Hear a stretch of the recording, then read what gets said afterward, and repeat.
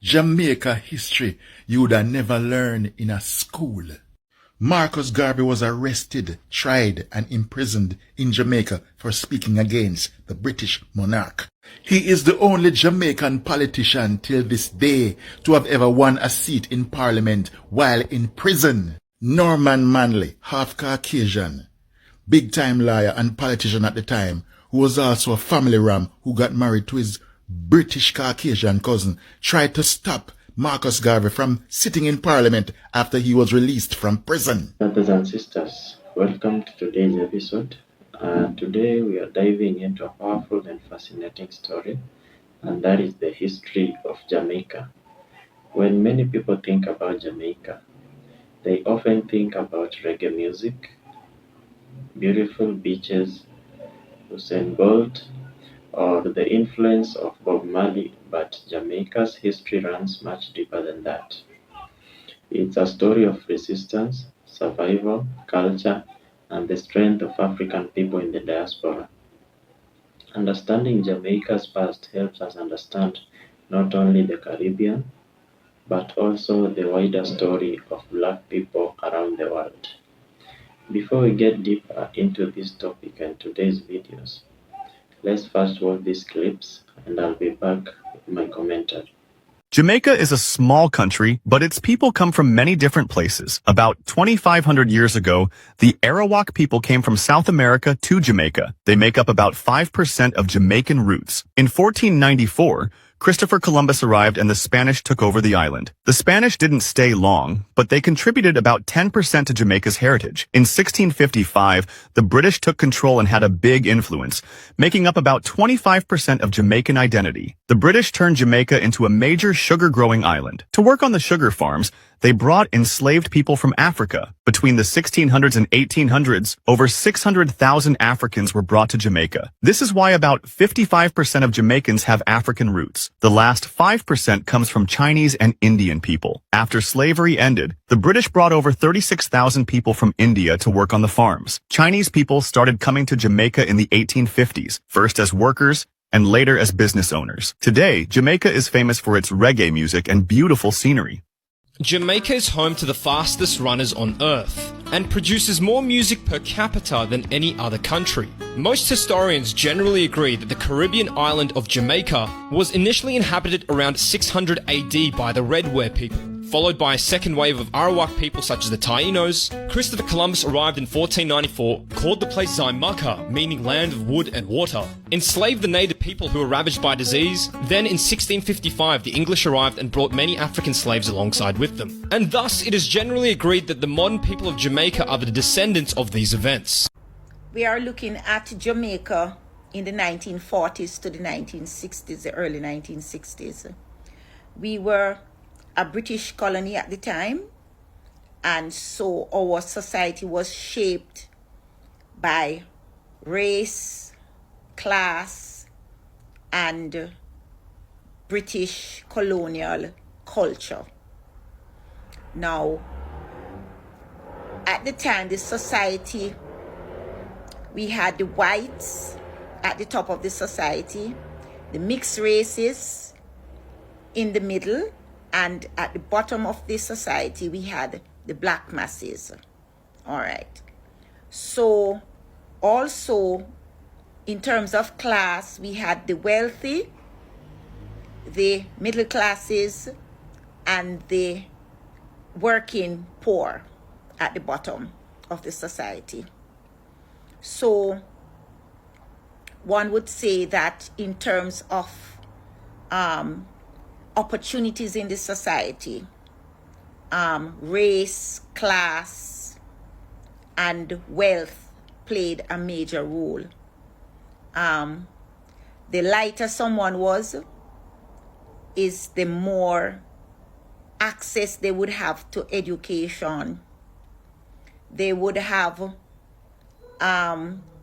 greater opportunities for jobs in the society, and also in terms of social mobility. The lighter you were, the more likely you would be to move up the social ladder. So you find that at that time, people would aspire to marry somebody who was lighter in complexion, because it was their belief that this would be their ticket out of poverty. So the prevailing norms in the society, remember I said that our society was shaped by British colonial culture, which means that the institutions within the country, like the justice system, school, church, and so on and so forth, would have British norms, and also with the norms would come the prejudices in the society. Jamaica history you would have never learned in a school. Marcus Garvey was arrested, tried, and imprisoned in Jamaica for speaking against the British monarch. He is the only Jamaican politician till this day to have ever won a seat in Parliament while in prison. Norman Manley, half Caucasian, big-time lawyer and politician at the time, who was also a family ram who got married to his British Caucasian cousin, tried to stop Marcus Garvey from sitting in Parliament after he was released from prison. Also, it was Norman Manley and his cousin Bustamante who went and negotiated Jamaica's false independence with Elizabeth. As the founders of Jamaica's two political parties, both men planned, divided and conquered Jamaican black people. They would meet privately and plan what they would say to Jamaican black people. When I tell them this, you tell them that. Possible them. Now, after watching those clips, to truly appreciate Jamaica, we must start at the beginning. Prior to European contact, Jamaica was inhabited by the Arawak people, referred to as the Taíno, who were part of that larger family of American Indians living in the Caribbean region. They named Jamaica Jamaica, meaning the land of wood and water, and they lived peacefully, farming crops such as cassava and maize, fishing, and established small agricultural communities throughout the island.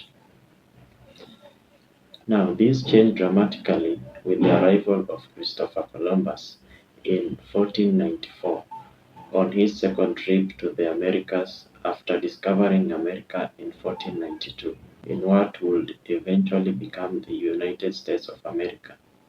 Jamaica was claimed by Spain and turned into a colony of Spain. The Taíno were treated horrendously by the Spanish, being forced to work as slaves, suffering brutality, and succumbing to diseases introduced by the Europeans, leading to almost complete extinction within a couple of generations. After the decline of the Taíno population, the Spanish began importing enslaved Africans from their home countries to Jamaica to work on the sugar plantations established by the Spanish. Although the Africans were forcibly removed from their homeland and transported to Jamaica, the Africans brought with them their culture, languages, spiritual beliefs, and many forms of artistic expression and resistance. In 1655, Jamaica was taken by the British from Spain, giving the island a new chapter in history. Under British colonialism, Jamaica arose to prominence as one of the major sugar-producing nations in the world. Sugar created the economy of Jamaica and subsequently provided an economic base for the massive exploitation of enslaved Africans who worked extensively in the sugar plantations throughout Jamaica in the most barbaric manner. What makes Jamaica an extraordinary country in the history of African people is the significant level of resistance. Enslaved Africans did not passively adjust to their circumstances. Many of them escaped plantation life and formed their own independent settlements in the mountainous regions of Jamaica. Now, the Maroon society, which is the society created by the escaped enslaved Africans in Jamaica, was comprised of some of the fiercest warriors in her history and fought countless battles against British colonial forces for numerous years. None of the Maroons is one of Jamaica's greatest national heroes for organizing the resistance against British colonial rule and providing protection to enslaved Africans who escaped from their slavery. By signing treaties recognizing the independence of the Maroon people in a series of treaties in the early 1700s, the British were forced to acknowledge the sovereignty of the Maroons and their land. This is one of the first known successful uprisings of Africans against European control in the Americas. In 1834, slavery came to an end in Jamaica, although full emancipation would not be officially recognized until 1838 due to a brief period of apprenticeship. After emancipation, though many black Jamaicans found it hard to survive economically as most of the economic power in the country remained in the hands of the colonial elites, leaving many of the formerly enslaved in poverty and without access to land, job opportunities, or political rights. In the late 1800s and into the early 1900s, Black Jamaican political consciousness and cultural pride began to develop. One of the most significant figures to emerge from Jamaica during this time was Marcus Garvey, who was born in 1887. Garvey emerged as a worldwide leader of the Pan-African movement, inspiring black people all over the globe to embrace their identity, achieve economic independence, and unite as one people, regardless of where they lived in the world. Marcus Garvey's message reached hundreds of millions of people, from the Caribbean to Africa to black communities in North America. His ideas have also helped to lay the groundwork of many of the civil rights and black empowerment movements that subsequently took root in the world.